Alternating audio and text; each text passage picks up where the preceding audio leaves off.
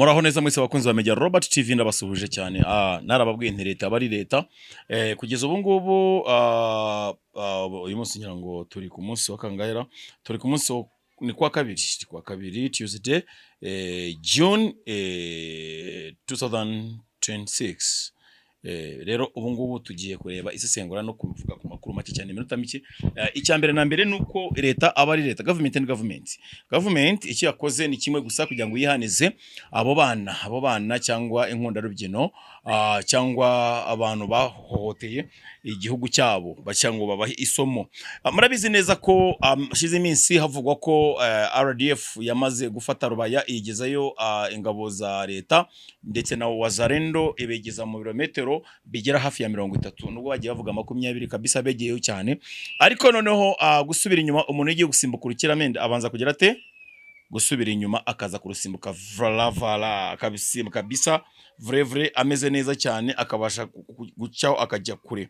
Hanyuma uyu munsi wa none ngira ngo turashaka kubereka ko ngira ngo nakabembereka ku mashamwe namwe muri ubu none Nyiragongo ngira ngo yamenara bitaga ngo nuza ngo ni trois antennes. Right now bari baharashe ngira ngo video mwagemo yabona kuri Media Robert TV iyo group ya WhatsApp mwagemo bibona ko byakikikanye ibintu byinshi cyane byagize yatambutse, ariko twari dufite inkuru zindi tugomba kubanza gutambutsa. Ibi nonaha no kuvuga ngo reka mbabwize ukuri n'abantu bigize banabyigambaho. Izindi drones za government zaje kugira ngo zibashe kuba zakata itumanaho ryose cyangwa n'ikoranabuhanga arimo gukoreshwa n'aba banyarwanda cyangwa M23 cyangwa ikigirwa M23 njyo nyita kiri abarezi. Iyo ngiyo rero ikaba imepigwa kabisa baborashe ngira ngo niba mbakishirizaho tu video cyangwa bashyiraho n'ifoto byabihagije kugira ngo murebe ifoto baharashe bahashwanyaguje bahagize taka. Saho gusa abangaba bari bapanze ibintu byinshi cyane kabisa. Leta ya Shamburi cyane murabizi ko leta y'u Rwanda yagiye jya ku mpaka kuri border neza ku Burundi hariya mu kibira eho baka antenne ngo akongo ngo aya makuru naye nago nshaka kugira ngo muyafate ngo nukuri koko tukimara kubona aya ngaya nayo n'abasoda babivuze ubwabo. Uyu no musoda se muraburijera gatumve avuga ko wa munara RDF rero batse mu kibira uko monitoringa Uburundi ngo Burundi bwaje gukora operation burawurandura ngo no mu butaka n'ibyari bishinze mu butaka byose barabirandura barabijyana. Urumva niba cyabaye ibyo wumva kabaraga katangaza kukumva ndi wajya kurandura umunara abari bawurenze baba bari hehe. Nabyumvishe kuri Turwanya Kandoyi uzi ko cyane umve niba ari byo kuko bawuranduye ko twari tubizi kuri kubakwa mu kibira kuri kubakwa uko monitoringa Burundi. None namushe ko bawuranduye twumvire udutereze icyumvirizo umve niba ari byo kuko bawuranduye wari bubatse mu kibira. Abo nabajyama barimo bavugana nabo inama ko ari ku mihanda nayo bavuga ngo barimbuye minara yombi uko cyarimo at the same time. Ubu kuko iyo barimbura uriya bakareka uyu nguyu wa hano wabukibira barushireho uburinzi bukaze kuko nabo bari bamaze kumenya ko ngo wamenyekanye. Ubwo rero tugaruke ku kintu kigendanye niyo mirwano irimo kugenda ibera Masisi ho nukuri kw'Imana kugeza ubu ngo nimujya mwumva umuntu witwa Kanyuka ahagaza akitereka mu gitondo cya kare agatangira kuvuga ngo drones zimeriye nabi Masisi Warkare ndetse na Minembwe aba avuga ukuri. Drone zirimo zirabasi mwe mutekereza Rubaya hariya ni umutego just ku RDF nuvuga ngo niho ruzingiye, niho bagomba gushirira, niho bagomba kuba bahura n'ikibazo gikomeye hariya. No kugira ngo bagere ngo se none se baza kubarasa bate kandi babakubise bakasubiza inyuma milimetero 3 nababwiye principles z'intambara ibamwe imibare mudashobora kuba mwamenya. Abari kuri tele nibo bazi iyo gahunda ikibitera n'impamvu bashobora kuba byagenda kuriya. No kuvuga ngo bari abagabo imirwanire yabo Wazalendo baraje mu birometero 3 kugira ngo bagere neza kuri kunoza kuri Rubaya bagiye kuyifata yose. Aho ngaho niho bahise bahuriza Kigali ivuza induru. Mwibuka ko hari ibikamyo byaje ibikamyo 45 n'umunani bipakiye abasirikare benshi abandi bacamiye amazi abandi bacahe barataba mutabare isoko ariko umuyoboro umena muri Kigali izahabu barawufashe amabuye y'agaciro amakorota yose bagiye kuwufata barawutwara muzana imbaraga zidasanzwe. Icyo gihe niho haje buri kamwe kose bazana tudege twatundi twa kamikazi bazana buri kimwe cyose, nibwo bakubise Wazalendo baragenda basubira inyuma. Ariko bitavuze ngo aba bagabo ngo bitavuze ko bacogoye, nago bacogoye my dear, nago bacogoye Wazalendo bafite imbaraga no bahagaze neza bari stand by, bafite no mushinya no kurusha.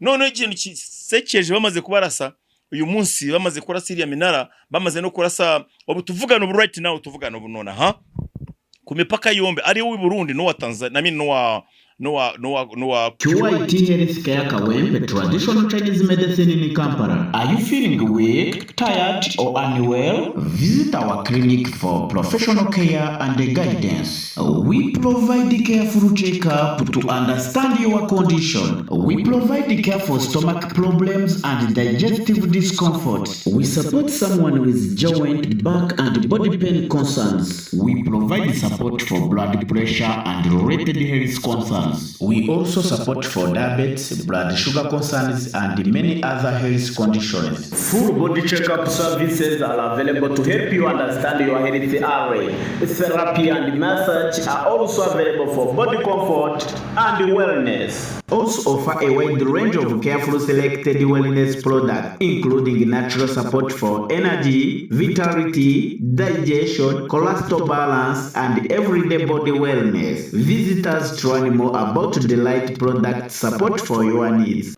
Umurenge wa Busasamana, umurenge no kuba careful, nuvuga ngo hari udutero ushuma tumwe kugenda abaturage bafite ubwoba aho mu murenge wa Busasamana, umurenge wa Bugeshi, umurenge wa Cyanzarwe hamwe n'umurenge wa Rubavu bwabo nabizi ko utambika cyane.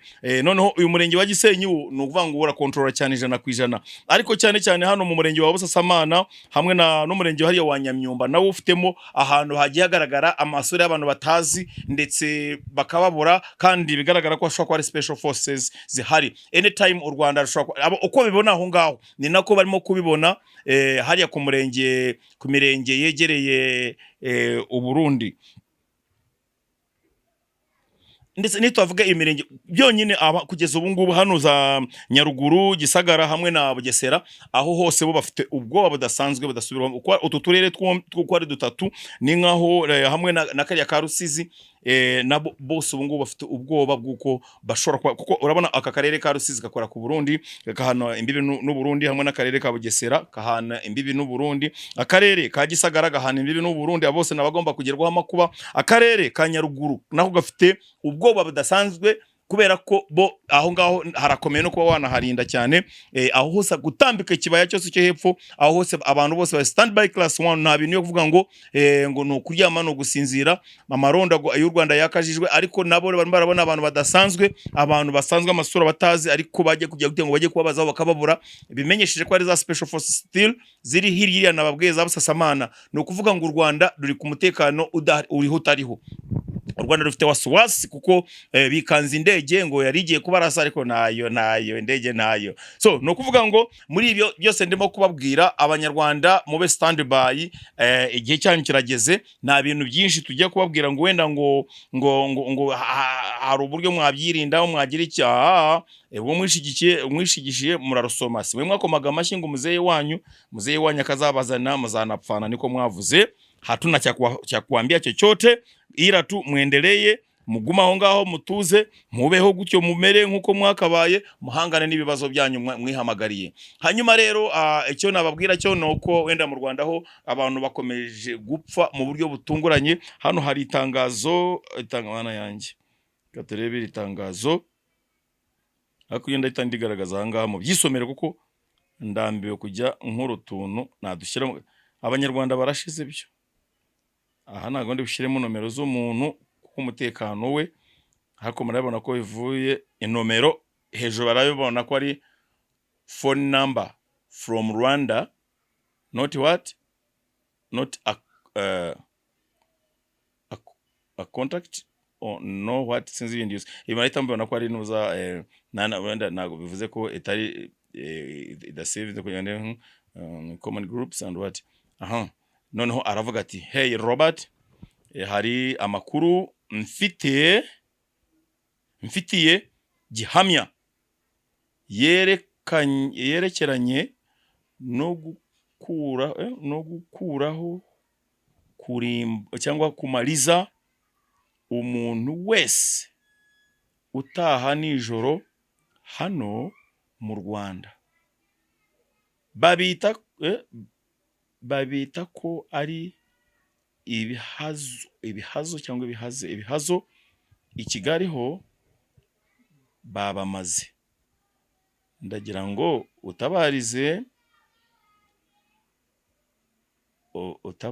ubatabarize bajye bataha kare kuko birakaze abantu bashize. Ibyo nabyo ngo na ya Robert bambabwira ibintu biri ko Abanyarwanda bo bari sinzi niba icyo bikanze cyose hariya barakinogonora nukuri kw'Imana birimo uko ubona ibintu bimukurwa mu Rwanda nako ari photocopy hariya muri Goma ho iyo bagutekereje barakurangiza. Nta bintu byinshi barabica ku manywa, barabica ku mugoroba. Sinzi aba baginga niba bazayobora abandi baramutse bagize n'amahirwe ko bafata icyo gihugu. I'm telling you, nta bushobozi bafite bwo control abantu, nta bushobozi bwo kuba bayobora abantu. Just barahungaho bari rigid, barahungaho barimo barica abantu b'Imana, barimo bararenganya abantu. Ariko I'm telling you, igihe kirageze yuko abantu bose abanyafrika bahabwa uburenganzira bwabo. Ubu none atumo kuvugana, ubu none neje twari mu kiganiro umuntu aduhamagara ati isasu irimo rarisha hariya za Rubaya, isasu irimo rarisha nta mwanya w'ubusa. Gisenyi huziye inkomere, Goma huziye inkomere, Kanombe yo yararangiye ubona ngira ngo ibitaro sinzani babyimuriye nago bakibageza hirya. Abana barimo baraboroga mu bitaro byose huziye inkomere gusa. Drone nago bashobora gutangaza drone kirimo gukora. Ubu Kongo yavuze ngo ibintu byacu tubikore kiyasire, ntagire umuntu umwe utangaza inkuru n'imwe. Niyo mpamvu mubona abantu bacu batashaka gukomeza kuvuga nibi ngibi. Niyo mpamvu mubona barashiriya minara uko ari 3 antenne eshatu nako hagize n'umuntu utangaza ko hari drones nizi zayirasha cyangwa se makompara nayo yahaguye. No kuvuga ngo kongeresha gukora ikintu cyayo bucece muri barangiza basibanganye abo baginga babasubize aho baturutse. Nuko bimeze akunamiza. Mwabigeza gute nawe uruhagarika iyo ntambara keretse bamaze kurimbura icyitwa mama 23 cyose kikakurwaho, harafu bakegera ikintu cyitwa ngo nitwirwaneho, bakabakubita nabo bagakurikira abagenzi babo hariya. Bitari ibyo ngibyo bakemera kujya muri leta gufatanya nabo, ariko nabo bakaba screening ntabwo bazapfa gutwara imishugugu yose ngo twaye bagiye kujoininga mu gisirikare cyabo kandi arabicanye. Abo ngabo rero Abanyarwanda bo narababwiye ni intambara yo muri Kongo yararangiye kera. Intambara yo muri Kongo yararangiye kera. Umufaransa arimo aradagadwa ashaka kugira ngo afate kurwa yamabuye yanuza barimo gucukura vuba haka imipango yananiranye, barimo bagategura ibyo Kagame agiye kubazanana mu mugiye kubyakira n'amaboko yombi. Agahinda arimo gutera Abanyarwanda, arimo gutera abo bayobozi babo, none n'abayobozi byabagezeho. Nta kindi nababwira nuko ntago bafite kuntu babisobanura. Abayobozi bose bafatanyije ari cabinet, ari members of parliament, abo bose barimo bararira na kuri kw'Imana abantu bose nabari abantu ab'inzego z'ibanze mu Rwanda barimo bararira kugeraho noneho bampamagara mu gikari. Tena ni na habari iyo ngiye kuvuga umunsi w'ejo ku manywa ndabateguye kugira ngo mwese muzabe muhari muboneke. No bizabiri muri live, izakora live ejo. Haki iyo live izabamo amagambo yose mutekereza ko ayo mwagega nk'umuzi ko ari ukuri.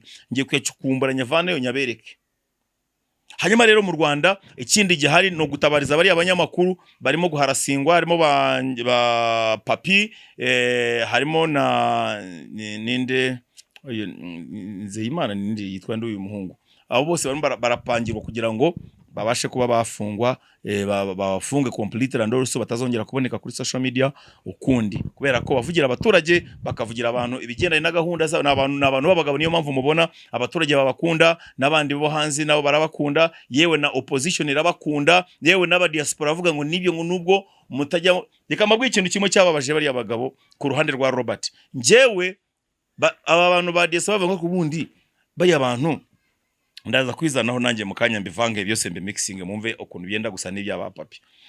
Ba Papi nago bavugira iriya leta ngo bavuge ibyo ibinyoma byabo baba bapanze bo baravuga bakavuga uko babibona ko umuturage arimo ararengana umuturage nago abana urubyiruko rw'u Rwanda rumo rurarengana barimo bararoroga bo bakagira ngo bakora iki basafishe arafu noneho babandi bihoma kuri leta bo bakazana uchafu wanachafua noneho nanje ubwanjye giye mureba nago nigeze mvugira iyo leta ya Kigali just naririmbiraga igisirikare mu buzima bwanjye nago nigeze ndirimbira umuntu witwa Kagame ngo mvuga izina rye naririmbye Rwigema ndirimba RDF ndirimba u Rwanda gihugu cyatubyaye ni ibyo ngibyo gusa so ibi ngibi bikaba ikibazo ku bantu benshi bakabyazamo ikibazo kiraho ngaho cya ufeke namna iyo sasa bakahita bakwanga kubera ko ufite impamvu zawe bwito bone ibintu by'imyanda biraho byazagaragara nahuye n'urukuta rukomeye narahunze nkigera inaha mpura n'ikibazo cy'abantu berisahiranda bo muri oppositions